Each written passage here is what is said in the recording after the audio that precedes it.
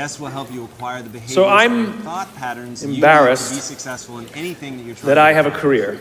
All right, today's guest I talk about things like and not trust talking about and from a futuristic cooperation, benefit standpoint. and there should I'm be talking no about demand from for a my work. Jedi-level, deep limbic But the system fact of the matter is standpoint. there The way is that he demand combines for my an work, understanding which of means that there's an biology, opportunity. psychology, and quite It frankly, means just that trust and overall cooperation condition are not makes yet his insights standard in our valuable, organizations, and yet they should be, and we know that, which is why we're looking for ways to bring those things his lessons on to leadership our ring true, organizations. not only because he spent the better So I thought I would part do of something a little decades different today. systematically You know, studying when them, you're speaking but to because his tens of transition thousands of from people marketing and you have the opportunity to share a message, of course, most rational people would say, let's go with something I've talked about lots of times and I'm really good at, but I'm not normal, so I'm going to do something completely new, and I hope this works out.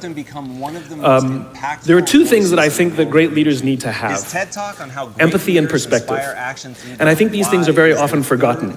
Leaders are so often so concerned about their status or their position in an organization, they actually forget their real job. And the real job of a leader is not about being in charge, it's about taking care of those in our charge. And I don't think people realize this, and I don't think people train for this. When we're junior, our only responsibility is to be good at our jobs. That's all we really have to do. And some people actually go get advanced educations so that they can be really good at their jobs, accountants or whatever, right?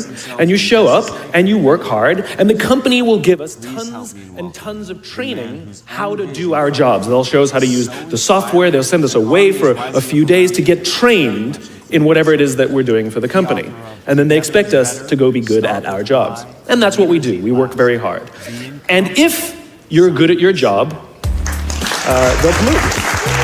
And at some point, you'll get promoted to a position where we're now responsible for the people who do the job we used to do, but nobody shows us how to do that. Thanks for having me. And that's why we get managers and not leaders.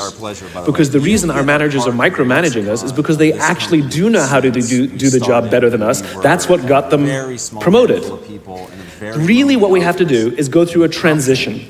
Some people make it quickly, some people make it slowly, and unfortunately some people will never make that transition at all. Which is we have to go through this transition of being responsible for the job and then turning into somebody who's now responsible for the people who are responsible for the job. And as I said before, one of the great things that is lacking in most of our companies is that they are not teaching us how to lead. And leadership is a skill like any other. It is a practicable, learnable skill. And it is something that you work on. It's like a muscle. If you practice it all the days, you will get good at it and you will become a strong leader. If you stop practicing, you will become a weak leader. Like parenting, everyone has the capacity to be a parent. Doesn't mean everybody wants to be a parent, and doesn't mean everybody should be a parent. Leadership is the same. We all have the capacity to be a leader. Doesn't mean everybody should be a leader, and it doesn't mean everybody wants to be a leader.